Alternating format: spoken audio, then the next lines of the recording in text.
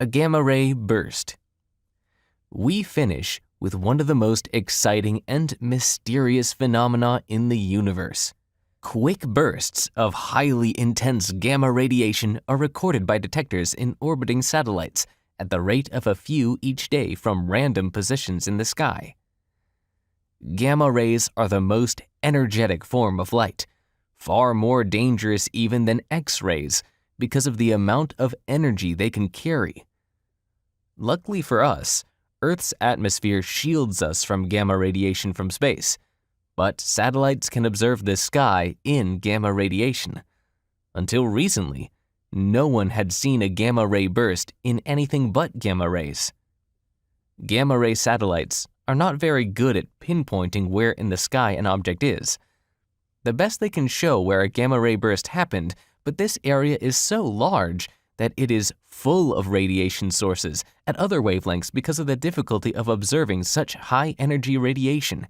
That was the case until GRB 970-228, the 228th gamma ray burst to be detected in 1997, for which the Hubble Space Telescope found a counterpart in visible light.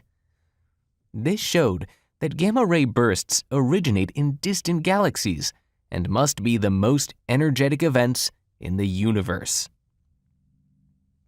GRB 971-214. Here is GRB 971-214, detected on the 28th of January 1997. This image is a combination of WFPC2 images taken on the 26th of March and the 7th of April 1997. The arrow shows the fireball of the explosion, and just below and to its right is the galaxy in which we think GRB 971-214 occurred. No one is sure what causes a gamma ray burst. The best guess is that it happens when two neutron stars in orbit around each other merge. The neutron stars will spiral in towards each other. Furthermore, when they finally collide, they will create a black hole. Not all the material in the neutron stars goes into making the black hole, however. Some of it is superheated to millions of degrees and blasted away from the merger at velocities close to that of light. If a gamma ray burst were to occur in our region of the Milky Way, its radiation would penetrate the Earth's atmosphere and cause tremendous damage to the biosphere. Some astronomers have speculated that events like this may have been behind some of Earth's mass extinctions of life during geological history. There is a suggestion, though, from observations of distant galaxies, these events were more common when the universe was younger. We do not see gamma ray bursts in nearby, that is, old galaxies. Maybe intelligent life could develop in a galaxy like the Milky Way only after the bursts die down. If so, maybe we are one of the most advanced forms of life in the entire universe. Dust lanes in Centaurus Alpha. Centaurus Alpha is an elliptical galaxy 10 million light-years away. Unlike normal elliptical galaxies, which contain no gas, Centaurus Alpha is girdled by a large ring of gas and dust forming vast numbers of stars. The cold dust and clouds of hydrogen are lit from behind by the glow of hot, young stars. Above the dust lane in this image can be seen the hot blue glow of young star clusters similar to NGC 1818. This gas is thought to have come from a small spiral galaxy that Centaurus Alpha disassembled, shredding it and spreading its component gas and dust into the large ring circling the giant elliptical galaxy. Behind the remains of the unfortunate spiral galaxy, Centaurus Alpha's hazy glow as the original population of older red stars can be seen. The antennae galaxies, NGC 4038 and 4039. Galactic destruction is not a very rare event. Galaxies encounter each other regularly. Even our own Milky Way is consuming a galaxy, the Sagittarius Dwarf Galaxy, which unfortunately is on the other side of the Milky Way and cannot easily be studied from the Earth. And in a few billion years, it will destroy the large and small Magellanic Clouds as well. These galaxies are small compared with the Milky Way. Their destruction will have little effect on the structure of the Milky Way. If two galaxies collide which are approximately the same size, however, the results can be dramatic. The antennae are two similar-sized spiral galaxies, NGC 4038 and 4039, which undergo a very close encounter. The remains of their original spiral structure can still be seen, especially the galaxy's two large orange central bulges on either side of this picture. The disks and spiral arms of the two galaxies, though, arc interacting. Throwing up a tremendous amount of dust can be seen as the dark obscuring patches in the center of this image. Close-up of the antennae. This picture is a close-up of the core of NGC 4038. The bottom galaxy, gas and dust are being funneled into the core, fueling a tremendous burst of star formation. The dust and gas are causing the bright young blue stars to look yellow and orange again, as in NGC 253, and in some places, they block out the light. Throughout the antennae, massive star clusters are being formed, each containing millions of stars. Eventually, it is thought, the two galaxies of the antennae will spiral together to make a single elliptical galaxy. The gas supplies of the two galaxies will rush out. Consumed in star formation, all that will be left will be a ball of smaller stars, surrounded by globular clusters. Deep impact in galaxy ARP 220. The peculiar galaxy ARP 220 is 250 million light-years away from the astronomer Halton Arp's catalog of unusual galaxies. The Hubble Space Telescope has used NICMOS to probe the center of ARP 220 and discover that it is probably the result of a galactic collision. Peculiar and unusual galaxies do not fit easily into the definition of spiral and elliptical galaxies. Their shapes are most often very irregular, and they contain a lot of dust and gas. They do not have the symmetry of classical spirals and ellipticals, probably because they have suffered an encounter with another galaxy.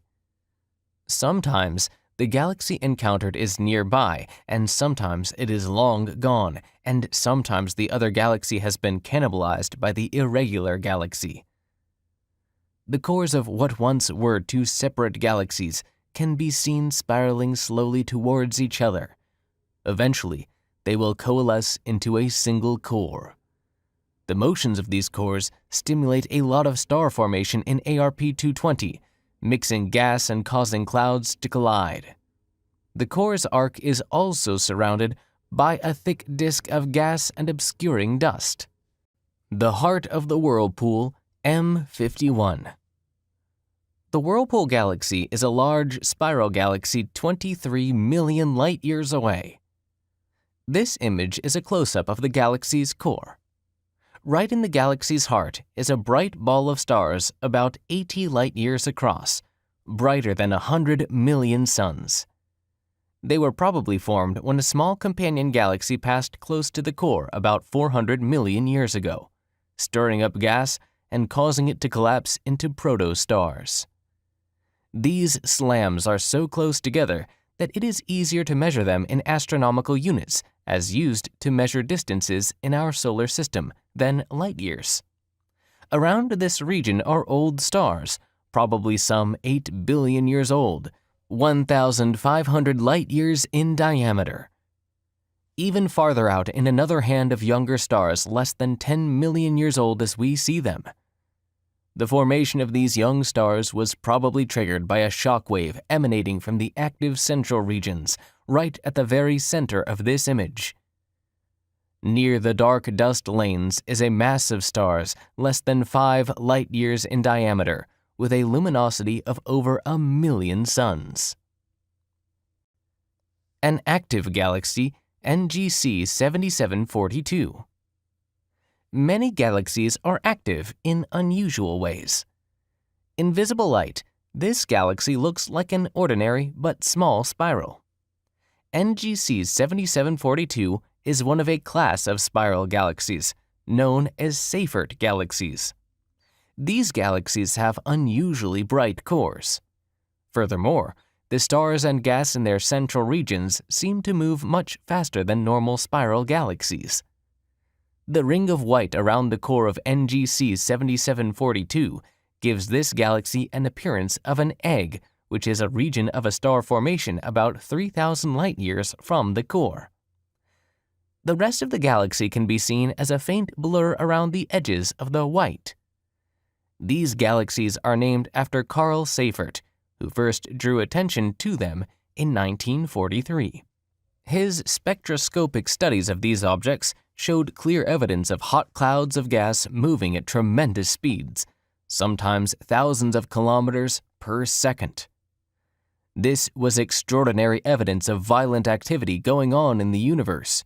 About 1/10 of all large spiral galaxies are seen to be active in this way. This probably means that all such galaxies, including our Milky Way, spend about 1/10 of their lives as Seyferts, perhaps in repeated short bursts of activity.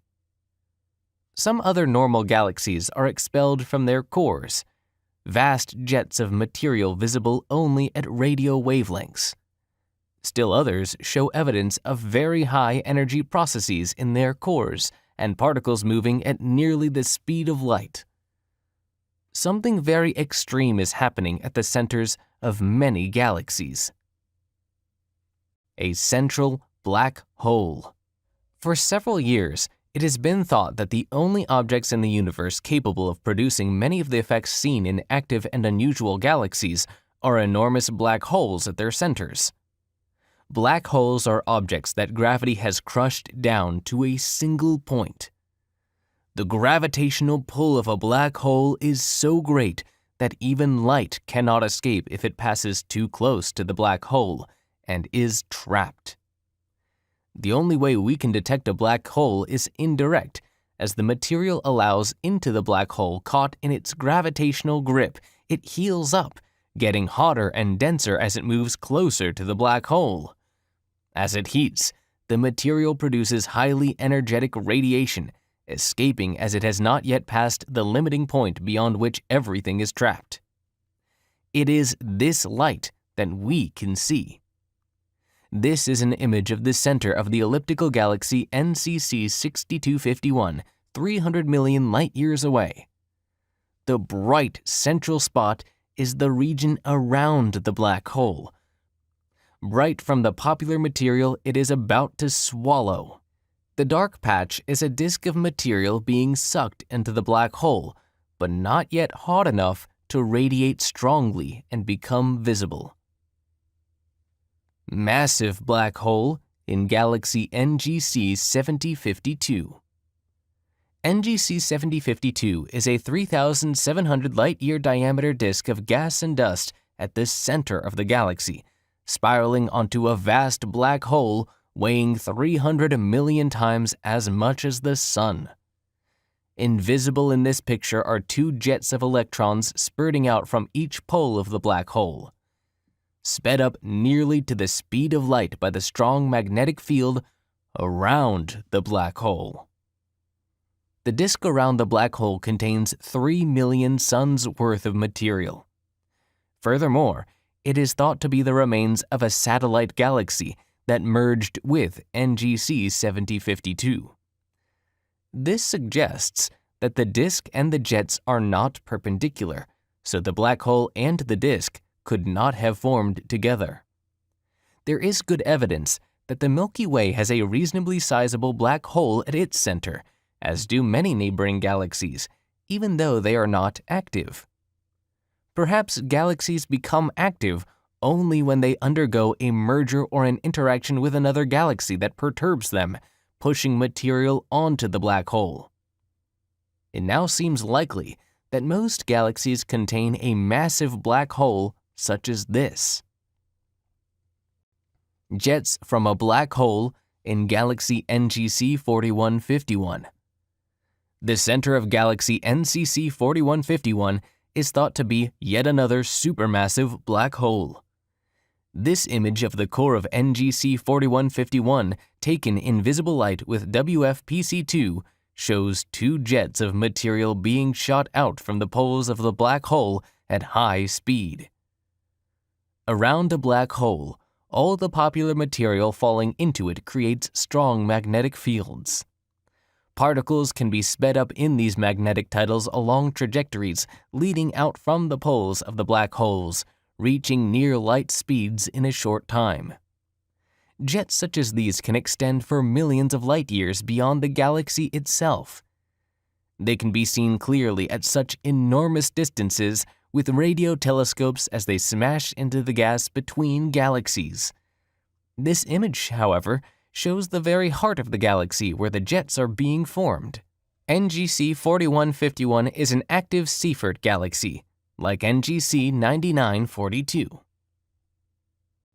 Jets at the heart of galaxy NGC 4151. This is another image of the heart of NGC 4151. This light is looking specifically at the oxygen in the gas around the black hole. The black hole creates an extensive line across the center, but the jets can be seen clearly on either side. The instrument that took this image, the Space Telescope Imaging Spectrometer, or STIS, can imagine an object while also obtaining a spectrum simultaneously. This image is in visible light. STIS can also do the same in ultraviolet light. The ability of the Hubble Space Telescope to look at objects at a variety of different wavelengths allows for more information to be gathered than from a typical telescope on the ground.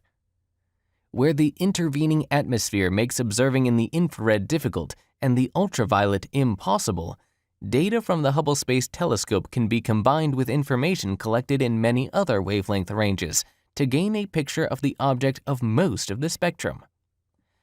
Other satellites observing high-energy X-rays and gamma rays, and telescopes on the ground observe in long wavelength radio and microwaves. The signature of a black hole. This picture shows the spectrum of light from the center of the active galaxy M84. Light, like sound, can have a Doppler effect. The sound from a siren approaching you will have a shorter wavelength as the sound catches up with itself than when the siren moves away. When the wavelength is more prolonged, something moving away looks redder or has a longer wavelength than when moving towards you, which looks bluer, which has a shorter wavelength. This is known as the redshift or blue shift of light. This shilling of wavelengths allows the speed in the direction towards or away from you of a star or gas which emits light to be determined with incredible accuracy. Astronomers often measure redshifts and blue shifts in terms of velocity. This spectrum of the core of M84 shows shifts of 1.4 million kilometers per hour. This means that material on either side of the center is moving towards or away from us at this speed. Therefore, the orbital speed of the material around the central black hole, this shift arcs obviously in this spectrum. Knowing how gravity works, even in severe conditions like this, allows us to work out the object's mass at the center on which the material is orbiting. There is an object less than 27 light-years across, weighing 300 million times more than the Sun. If it is not a black hole, then it must be something even stranger, and as yet unknown to science. Hubble Deep Field, South.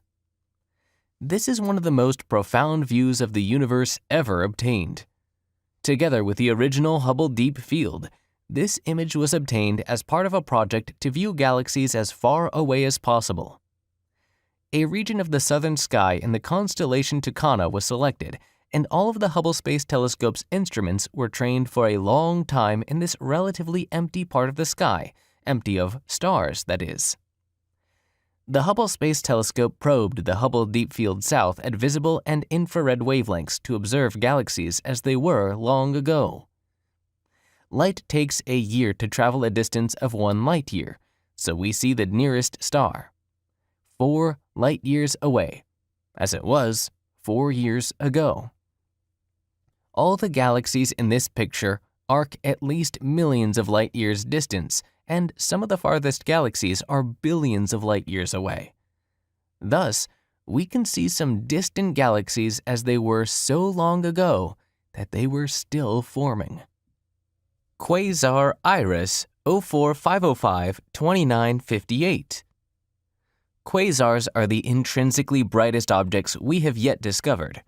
At first, their nature was unknown. They appeared as points of light, but in their spectra, they were unlike any star.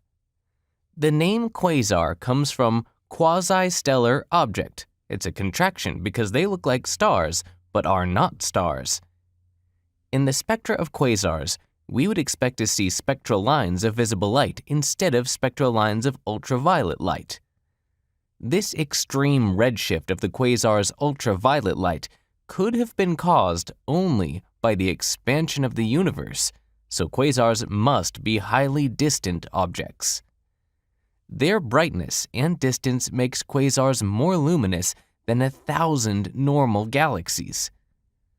The Hubble Space Telescope has allowed us to image quasars in remarkable detail, showing that the source of their light is a tiny region only a few tens of light years across in the center of a host galaxy. This source must be a supermassive black hole, like those seen in nearby galaxies. Quasars are therefore just an extreme version of these active galaxies, fueled by material falling into a massive black hole. The quasar showed here, Iris 04505-2958, lies 3 billion light-years away and is sitting in a galaxy undergoing a collision with another galaxy. This collision presumably forces material down onto the central black hole, releasing the energy we see. The host of quasar PG 0052+251. The most surprising thing discovered when the Hubble Space Telescope imaged the host galleries of quasars is that some of them, like PG 0052+251 here, seem perfectly normal. It was assumed that galaxy mergers or collisions were required to disturb the tremendous amounts of material needed to fuel the central black hole and produce quasar activity. Such mergers are expected to have been much more canon in the early ages of the evolution of the galaxies, as galaxies grew by accreting smaller ones. Quasars produce around 1,000 billion times as much energy as the Sun, so an amount of material equal to the mass of the Sun must be consumed by the black hole each year. It is still a mystery how a typical spiral galaxy, like PG 0052+251, can contribute to this infall. Even if a typical host galaxy could somehow fuel a quasar, it is hard to see how it can remain normal, given the vast amounts of radiation produced by the quasar. The explanation might be that the dynamics of the stars and gas in the galaxy center are affected by a halo of dark matter. It must be dark because we cannot see it. And that dark matter must be surrounding the galaxy. Their orbits may be disturbed if the halo is not spherical or elliptical, causing them to move towards the center of the galaxy. A gravitational lens. Gravitational lensing predicts Einstein's general theory of relativity, which tells us that gravity bends light. The stronger the gravitational field, the greater the bending. This means that massive objects like stars or galaxies can act like lenses, focusing the light of an object behind them towards us if everything is aligned in the right way. Recently, many examples of gravitational lenses have been found.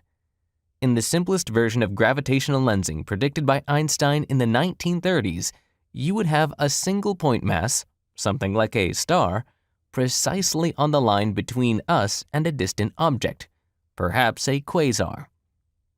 In those circumstances, the lensed image of the distant quasar would form a circle known as an Einstein ring around the foreground star. The foreground object is not a point mass, but is spread out, like a cluster of galaxies. Einstein's equations tell us that the most likely form of lensing will produce either 2 or 4 images of the distant object because light has traveled by 2 or 4 different routes around the intervening object. If the mass in the lensing system is distributed unevenly or spread out, it is not exactly the line between us and the distant object. These images can be distorted and broken up to make multiple images along individual arcs, parts of the Einstein ring that appear if the lens were perfect. This picture shows light from the quasar PG 1115 plus 080, 8 billion light-years away, lensed by an elliptical galaxy 3 billion light-years. The elliptical galaxy is in the center of the image, surrounded by a smear of light and 3 quasar images. Looking at quasar PG 1115 plus 080.